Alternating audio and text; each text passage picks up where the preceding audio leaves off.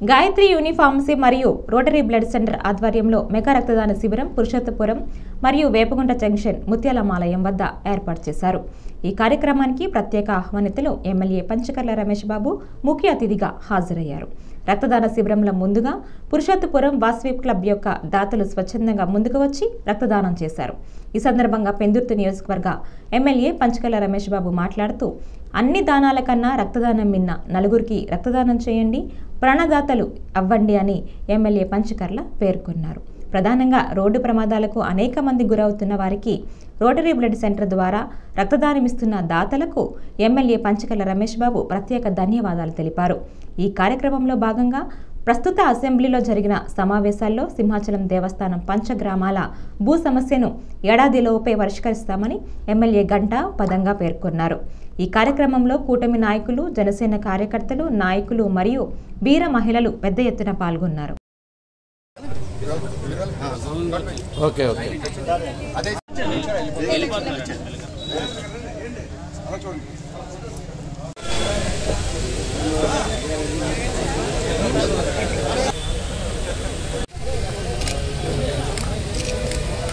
Okay sir.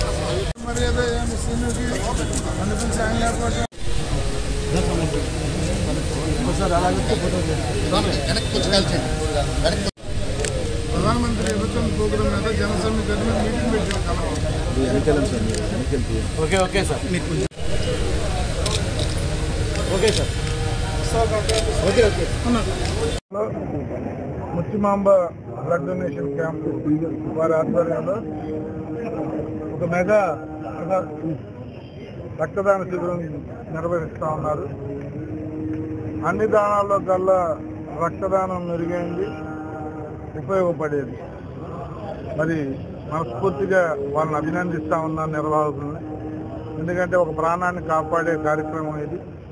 గతంలో రక్త కొరత ఎంతోమంది చనిపోయేవారు. ఇప్పుడు ప్రజల్లో అవేర్నెస్ వచ్చింది. ఎక్కడికక్కడ పుట్టినరోజులైనా, లేకపోతే షష్ఠి పూర్తి అయినా, లేకపోతే పెళ్ళి అయినా, ఏ ఒక శుభకార్యమైనా ఒక రక్తదాన శిబిరాన్ని పెట్టి 10 మందికి ఉపయోగపడే కార్యక్రమం చేస్తున్నందుకు నిర్వహణ మనస్ఫూర్తిగా అభినందిస్తూ, మరి చాలామంది అయ్యప్పలు భక్తి శ్రద్ధలతో ప్రజాసేవ కూడా దాంట్లో చేస్తున్నారంటే వారి సేవ వెలకట్టలేంది. ప్రజలు కూడా ఎక్కువ మంది ఈ సేవా దృక్పథంతో ముందుకు వెళ్ళాలని అన్నదానం, రక్తదానం, వస్త్రదానం మిగతా ఎలాగో గవర్నమెంట్ చూసుకుంటా ఉంది. ఇవి మాత్రం ప్రజలే చేయాలా.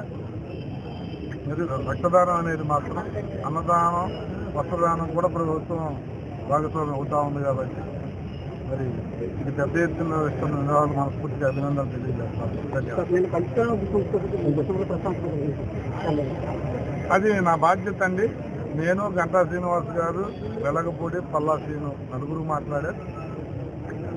ఏదైతే ప్రభుత్వంలో నిర్ణయం అయినా అమలు చేయడంలో లేట్ అవుతున్నా దాని మీదే నేను ఫోకస్ఫుల్గా మాట్లాడాను. నేను నిర్ణయాలు జరుగుతూ ఉన్నాయి, అమలు అవడంలో లేట్ అవుతూ ఉంది.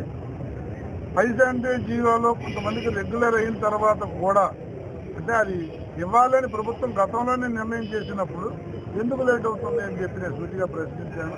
దాంతోపాటు మా ముఖ్యమంత్రి, ఉప ముఖ్యమంత్రి ఎలక్షన్ వాగ్దానం వాళ్ళని నమ్మే మాకు మెజార్టీలు ఇచ్చారని కూడా చెప్పడం జరిగింది. అది ఎందుకంటే ప్రభుత్వానికి మన బాధ్యత ఇది అని చెప్పి మరొక్కసారి గుర్తు చేశాను. అంతే గొప్పగా దేవాదాయ శాఖ మంత్రి స్పందించి 3 నెలల్లోపే వీళ్ళందరికీ కూడా పట్టాలు ఇచ్చే కార్యక్రమం జరుగుతుందని కూడా వారు తెలియజేశారు. సభ ద్వారా రికార్డ్ అయ్యింది.